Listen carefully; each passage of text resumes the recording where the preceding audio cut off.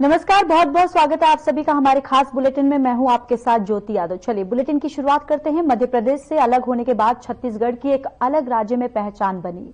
छत्तीसगढ़ राज्य में बीजेपी 2023 में सरकार में आई, जिसे लेकर प्रदेश के उप मुख्यमंत्री अरुण साव ने कहा कि अटल बिहारी वाजपेयी जी के सपने को हम साकार कर रहे हैं और छत्तीसगढ़ विकास की गति से यहां पर तेज गति से बढ़ रहा है। हमारा प्रदेश का किसान, हमारे प्रदेश के नौजवान सभी बीजेपी की सरकार, सुशासन की सरकार में फल फूल रहा है।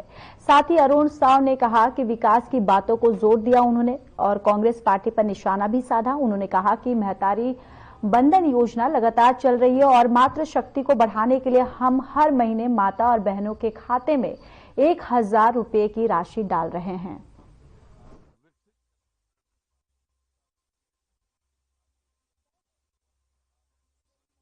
24 में एक तरफ जहां विकसित भारत के निर्माण की नींव रखी है, वहीं छत्तीसगढ़ भी हमने बनाया है, हम ही संवारेंगे इस संकल्प को लेकर 2024 में उसकी पृष्ठभूमि तैयार हुई है। अटल बिहारी वाजपेयी जी के सपनों के अनुरूप छत्तीसगढ़ को आगे बढ़ाने, मोदी की एक एक गारंटी को पूरा करने और जो विकास का पहिया रुक गया था छत्तीसगढ़ का, उस विकास के पहिए को फिर से ट्रैक पर लाकर तेज गति से आगे बढ़ाने का काम हुआ है और आज छत्तीसगढ़ नए उत्साह के साथ, नए उमंग के साथ विकसित छत्तीसगढ़ निर्माण की दिशा में तेज गति से।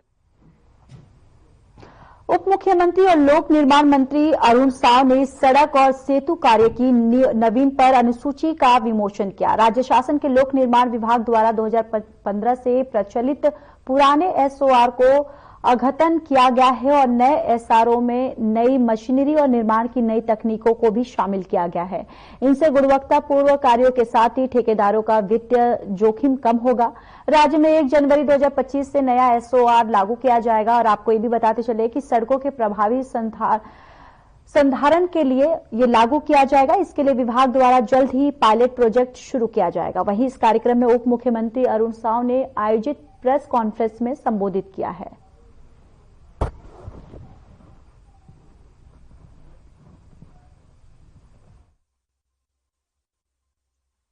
ठेकेदार द्वारा अपनी निविदा दर जीएसटी सहित दी जाएगी और ठेकेदार को पृथक से जीएसटी का भुगतान नहीं करना पड़ेगा और इस तरह से ठेकेदार को जो जोखिम होता है कि रेट चेंज होने का, बार बार मान लो चेंज हुआ, तो अब वो जोखिम नहीं होगा और निश्चिंत होकर ठेकेदार केवल अपने निर्माण पर कंसंट्रेट करे।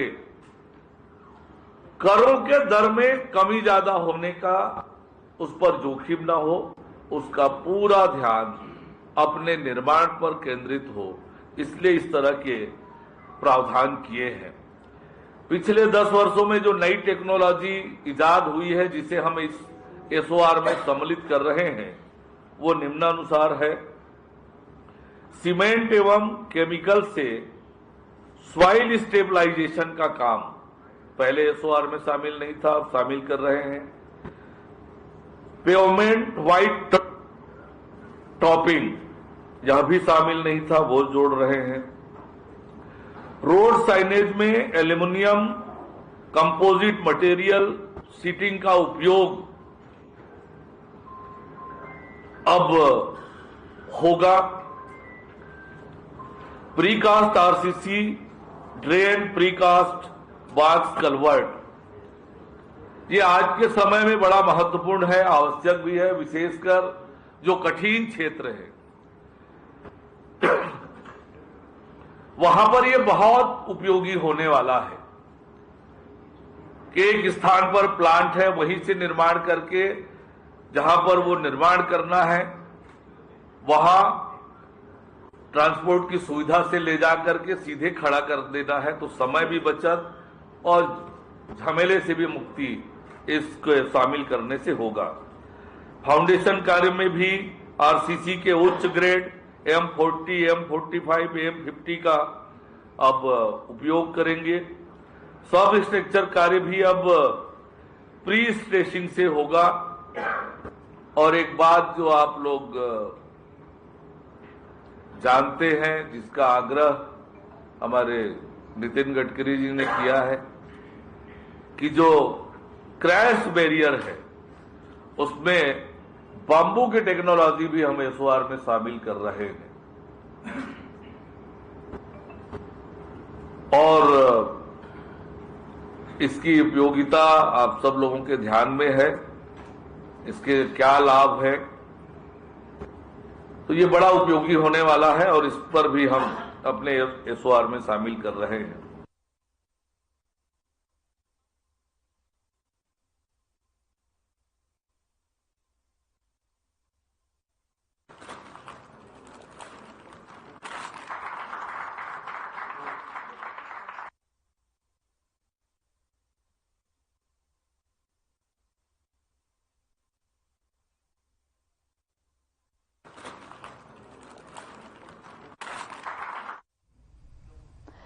प्रदेश कांग्रेस मुख्यालय राजीव भवन में पूर्व पीएम डॉक्टर मनमोहन सिंह को श्रद्धांजलि देने और श्रद्धांजलि सभा का आयोजन हुआ।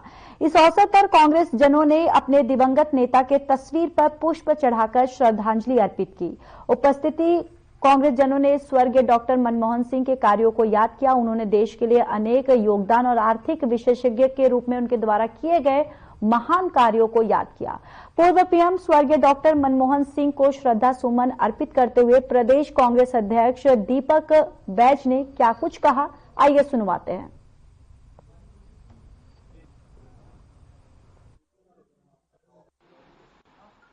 देखिए, भारतीय जनता पार्टी का कौन सा काम यहां से हो रहा है? पूरी सरकार दिल्ली से चल रही है और हम तो शुरू से उस चीज को कह रहे हैं कि सरकार रिमोट कंट्रोल से दिल्ली से चल रही है। सरकार कौन चल रहा है, कौन चला रहा है, वो तो सबको पता है। ये कोई नई चीज तो है ही नहीं। और दूसरी चीज कि आज पूरे बस्तर क्षेत्र में, बस्तर सरगुजा साइड, जिस तरह से ओबीसी आरक्षण को लेकर बस्तर और सरगुजा क्षेत्रों में वहां के ओबीसी समाज के लोगों ने जो नगरीय निकाय और पंचायत चुनाव में सीधा सीधा नुकसान हुआ है, अमिट छाप छोड़कर मूल्यांकन हम लोगों ने उनका जीवित रहते उतना नहीं।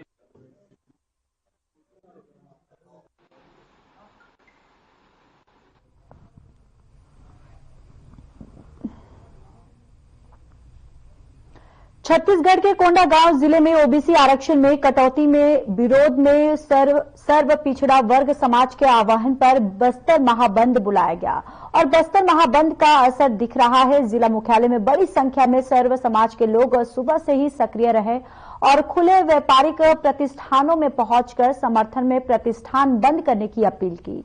हाथ जोड़कर किए गए अनुरोध के चलते कई व्यापारियों ने अपने प्रतिष्ठान बंद कर दिया। आरक्षण कटौती के मुद्दे पर समाज में नाराजगी साफ झलक रही है और नारायणपुर चौक में समाज प्रमुख और जिले भर में आए हुए अन्य पिछड़ा वर्ग के जन समूह ने चक्का जाम किया। चक्का जाम और बंद के चलते सामान्य जनजीवन जो है वो पूरी तरह से प्रभावित हुआ।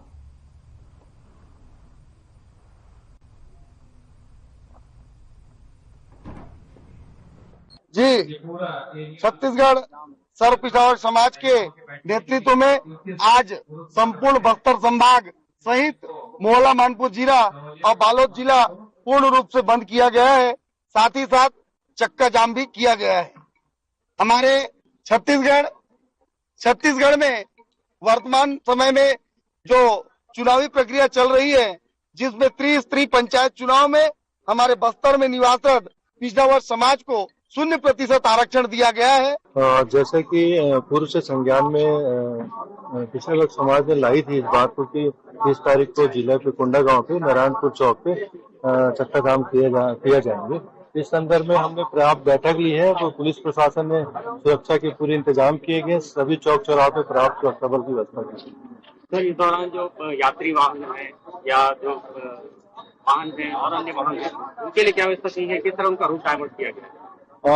इस नारायणपुर चौक से अगर कांकेर तरफ जाते हैं तो वहां से 5-7 किलोमीटर आगे से रोड को डाइवर्ट किया गया है, जो कि फिर शहर से अंतिम छोर होते हुए शहर के पास पहुंचेगा।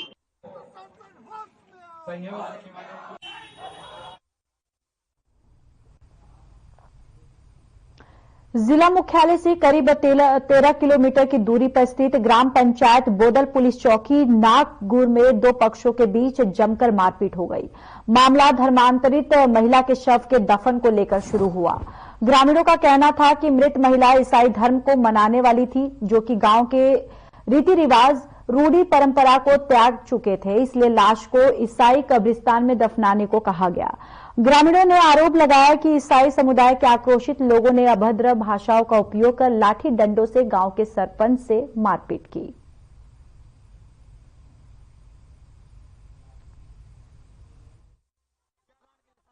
हम लोग आज एक ईसाई परिवार में एक महिला खत्म हुई थी, उसको शव दफन कफन को लेकर के हम पूछने गए थे। उन लोग बिना पूछे मरघट में ले जा करके दफना दिए। गांव वालों को किसी को पता नहीं चला। फिर बाद में गांव वालों को पता चलने से हम लोग सरपंच और मैं दोनों मिलकर मोटरसाइकिल लेकर के अपन मरघट पे चले गए। जाने पर 4-5 जन पुलिस वाले रहे और पुलिस वाले को हम बोले कि भाई आप कैसे इनको दफनाने दिए। ऐसा बोलने से अब इतने भीड़ को हम 4-5 पुलिस हैं और क्या करते, आप लोग गांव वाले तो लेट कर दिए आने में। ऐसा बोलने से हमारे यहाँ क्रिश्चियन लोग जबरदस्ती मतलब षड्यंत्र तो मतलब दफन कफन की गांव वाले बिना पूछे। तो मैं सरपंच बोला कि भाई तुम लोग कम से कम मेरे तो पूछना चाहिए, बोल के मैं इतने पूछा तो मेरे ऊपर जानलेवा हमला किए। कितने लोग थे मारपीट करने वाले? मारपीट करने वाले कम से कम 150 लोग। आप अकेले घायल हो कि और भी आपके साथ कोई घायल? हम गाँव वाले एक साथ 3-4 दिन अपन गए रिमाज समझाने के लिए, लोग मतलब डायरेक्ट अपना हमला कर दिया। झगड़ा क्यों चालू हुआ? वही दफन कफन के लिए अपन बोले कि भाई गांव वाले को बिना पूछे कैसा कर दिए, एक बार पूछना चाहिए था। तो उनको बोले तो बाद में उनकी दाव मारने के लिए ही उतार हुए।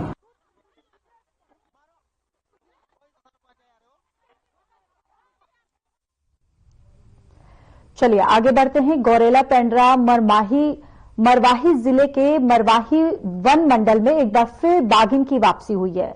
दरअसल कुछ दिन पहले पेंड्रा मरवाही होते हुए बाघिन महेंद्रगढ़ चिरमिरी जिले की सीमा पे विचरण कर रही थी, जहां से वन विभाग ने चिरमिरी में बाघिन के रेस्क्यू के बाद अचानक टाइगर रिजर्व के जंगल में छोड़ दिया था। इसके बाद अचानक कमार टाइगर रिजर्व से निकलकर दोबारा पेंड्रा क्षेत्र पहुंची और यहां से कोरबा जिले के पसान क्षेत्र में चली गई। यहां ग्रामीण इलाकों में गाय और बकरियों को अपना भोजन बनाने के बाद कटघोरा वन मंडल में जंगली सुअर का भी शिकार किया।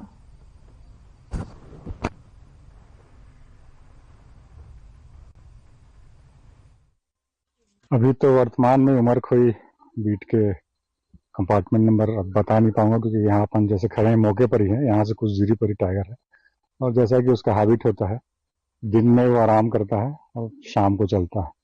तो आज सुबह से यहीं आकर के आराम कर रहा है और हम उसके वॉच आउट कर रहे हैं कहाँ जाता क्या जाता है। तो जैसा कि अभी हमने ऑब्जर्व किया, ये टाइगर अचानक वहां से मूवमेंट किया था, वहां से होते हुए कटघोरा होते हुए फिर उसी ट्रैक से वापस आ रहा है। कल जैसे रात में भी जहाँ था वो पूर्व में भी वहां रुका था जब जा रहा था कटघोरा रीजन की ओर, पुनः वो उसी रूट को फॉलो कर रहा है।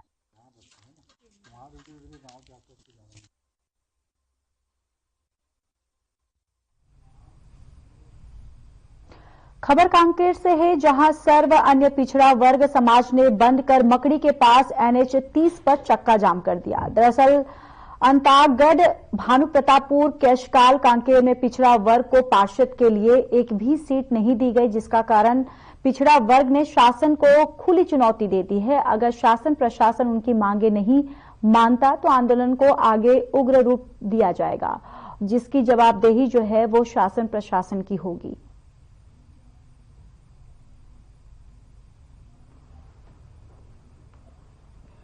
और आज हम लोग जो है छत्तीसगढ़ महाबंद सर्व पिछड़ा वर्ग के बैनर तले जो है पूरे संपूर्ण छत्तीसगढ़ में, और जिसमें हम लोगों ने पूरे बस्तर संभाग में बहुत कसावट के साथ जो है महाबंद को जो है सफल बनाने के लिए हम सब जो है प्रयासरत है, सर्व पिछड़ा वर्ग समाज और तमाम ऐसे समाज भी आए हुए हैं जो इस महाबंद को जो है समर्थन दे रहे हैं। सबसे महत्वपूर्ण बात, त्रिस्तरीय महाबंद है, त्रिस्तरीय पंचायती राज व्यवस्था में अभी जो वर्तमान में सरकार है, विष्णुदेव सरकार, जिन्होंने कहा था कि पिछड़ा वर्ग को त्रिस्तरीय पंचायती राज में 50% आरक्षण दिया जाएगा। परिणाम स्वरूप जो है बहुत ज्यादा कुर्सी का लाभ है, उनको जो है 50% आरक्षण त्रिस्तरीय पंचायती राज मिल रहा है। आज नगरीय निकाय चुनाव, पंचायत चुनाव, नगर पंचायत चुनाव में आरक्षण के कठोर विरोध में बहुत हमारे पिछड़ा वर्ग समाज के लोग पूरा बस्तर संभाग के हर जिला में आज चक्का जाम का आह्वान किया गया है। उसके साथ साथ मानपुर और मोहला भी किया गया है, उनको भी वंचित किया गया है। ऐसे सरकार ना करे और हमारे जो मांग है पिछड़ा वर्ग समाज का, जो 50% आरक्षण बोल बोल के हमको झुंझुना पकड़ा दिया है, इसीलिए आज हमारे पिछड़ा वर्ग के लोग पूरा दूर दराज से, अंदरूनी क्षेत्र से हमारे माताएं, बहनें, युवा साथी आए हैं। पिछड़ा वर्ग लगभग जब से छत्तीसगढ़ राज्य बना है तब से 27% आरक्षण की मांग को लेकर आंदोलन कर रहा है, लेकिन सरकार जो है 27% आरक्षण देने के बजाय जो पूर्व में हमको 25% आरक्षण दिया जाता था, उनको खत्म करके लगभग 0 पे ला खड़ा हुआ है। मैं उदाहरण देना चाहूंगा, अभी नगरीय निकाय के जितने भी पार्षदों के लिए आरक्षण हुआ है उसमें हमको कहीं 0 मिला है। जैसे कि अंतागढ़ नगर पंचायत, जहां पहले ओबीसी के 4 पार्षद हुआ करते थे, लेकिन वहां आज 0 है। जैसा कि आज सब आप देख रहे हैं, सर्वाधिक पिछड़ा वर्ग समाज के द्वारा चक्का जाम किया गया है, उसका हम समर्थन करते हैं। शायद सरकार की जो वादा खिलाफी है, पहले तो उन्होंने, ये उनका चरित्र है, पहले वो वादा करते फिर वादे से मुकर जाते हैं। किसान, महिला, आदिवासी सभी वर्ग के साथ उन्होंने वादा खिलाफी किया है, वही दिख रहा है पिछड़ा वर्ग समाज के द्वारा भी उनके साथ भी ये वादा खिलाफी किया गया है।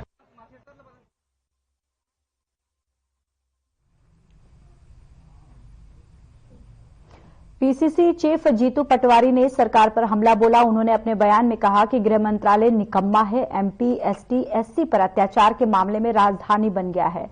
पीसीसी चीफ ने कहा कि 5 लाख आदिवासी और एसटी, एससी की महिलाएं गायब हुई हैं। इसी के साथ उन्होंने दलितों पर हो रहे अत्याचार को लेकर प्रदर्शन करने की बात कही। वहीं उन्होंने बीजेपी की सरकार को तृण क्राइम करप्शन की सरकार बताया। आइए आपको सुनवाते हैं उन्होंने सरकार पर और क्या कुछ आरोप लगाए हैं।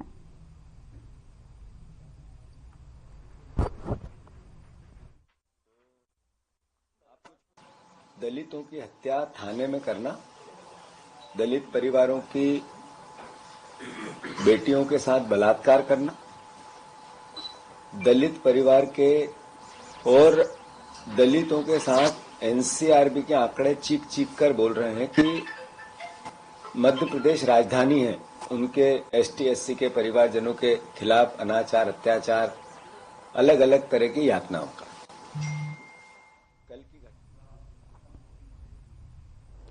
खबर रायसेन से है, जहां रायसेन जिले के यशवंत नगर के निवासी और पेशे से अधिवक्ता राजेंद्र ठाकुर को पुलिस ने दुष्कर्म के आरोप में गिरफ्तार किया।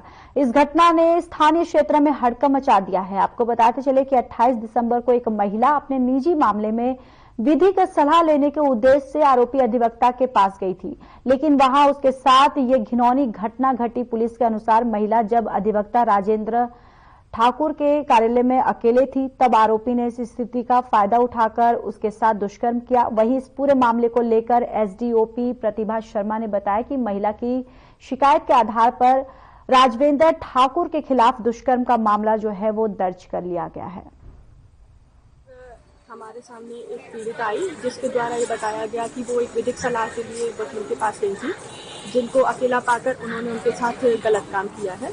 उनके एफआईआर करने के बाद आरोपी को गिरफ्तार किया गया। क्या नाम है मैडम एडवोकेट का? एडवोकेट का नाम राजवेंद्र ठाकुर है। कहाँ रहते हैं? रायसेन निवासी है। पीड़िता खनियाधाना के मायापुर थाना क्षेत्र के राउटेरे गांव में एक अस्थात 3 लोगों की निर्मम हत्या कर दी गई और जानकारी के अनुसार देर रात अज्ञात लोगों ने एक पुरुष और 2 महिलाओं की हत्या की। हत्या करने के बाद आरोपी 70,000 रुपए नगद और सोने के आभूषण के साथ ले गए और घटना का कारण अभी तक पता नहीं चल पाया है। मौके पर 3 स्थानों का जो थानों का जो पुलिस बल है वो पूरी तरह से मौजूद है और लगातार इस पूरे मामले पर जो कार्रवाई है उसमें पुलिस जो है वो जुटी हुई है।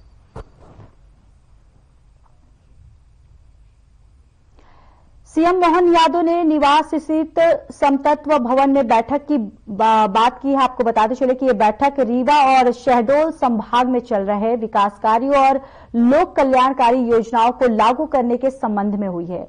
इस दौरान सीएम यादव ने वरिष्ठ अधिकारियों को जरूरी दिशा निर्देश दिए। बैठक में डिप्टी सीएम राजेंद्र शुक्ला भी मौजूद रहे।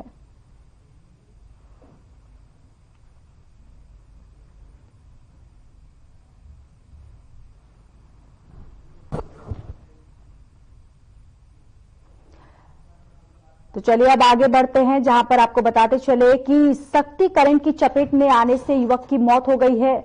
ये बड़ी जानकारी आप तक साझा करें, जहां खेत में मोटर पंप चालू करते वक्त ये हादसा हुआ। इलाज के लिए जेजेपुर सीएचसी ले गए परिजन, जहां जांच के बाद डॉक्टरों ने मृत घोषित कर दिया है। ग्राम पंचायत खमाडी का ये पूरा मामला जो है बताया जा रहा है। ये बड़ी जानकारी देखिए। अब इस पूरे मामले में पुलिस जो है वो लगातार जुटी हुई है, जांच पड़ताल जो है वो कर रही है। और यह हादसा जो है खेत में पंप लगाने के दौरान हुआ और जिसके बाद जो व्यक्ति को अस्पताल लेकर गए जहां पर डॉक्टर जो है उसे मृत घोषित कर दिए।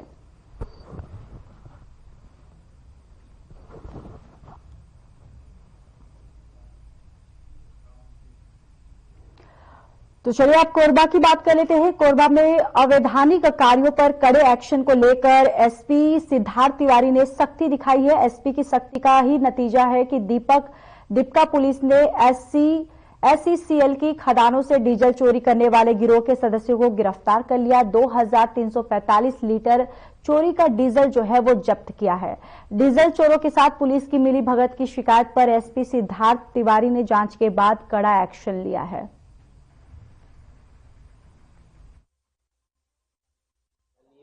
देखिए, कोरबा पुलिस के द्वारा गेवरा खदान के अंदर 2345 एक डीजल चोरी के गैंग को पकड़ा है। इसके अंदर 7 लोगों को गिरफ्तार किया है और उनके कब्जे से 2345 लीटर डीजल पकड़ा गया है।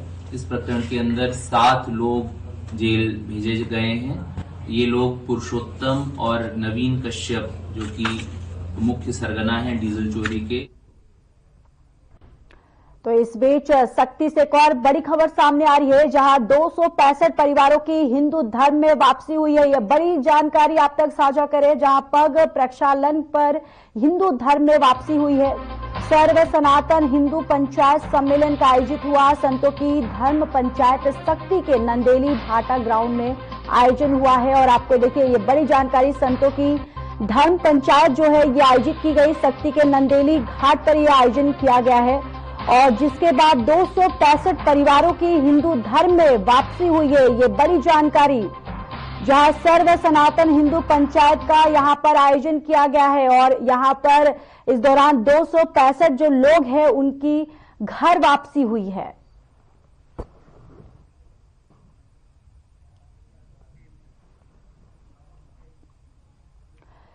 चांपानगर में जीनस वर्ल्ड इंटरनेशनल स्कूल बच्चों के भविष्य से खिलवाड़ कर रहा है। मिली जानकारी के अनुसार स्कूल की मान्यता नहीं होने के बावजूद स्कूल का संचालन किया जा रहा है। पूरी तरह से कंडम खत्म हो चुके वाहन से बच्चों को लाने पहुंचाने का कार्य किया जा रहा है, जिससे गाड़ी कभी भी किसी अनहोनी घटना को अंजाम दे सकता है। निश्चित ही ऐसे मामलों पर शिक्षा विभाग और परिवहन विभाग को संज्ञान लेकर उचित कार्रवाई करनी चाहिए।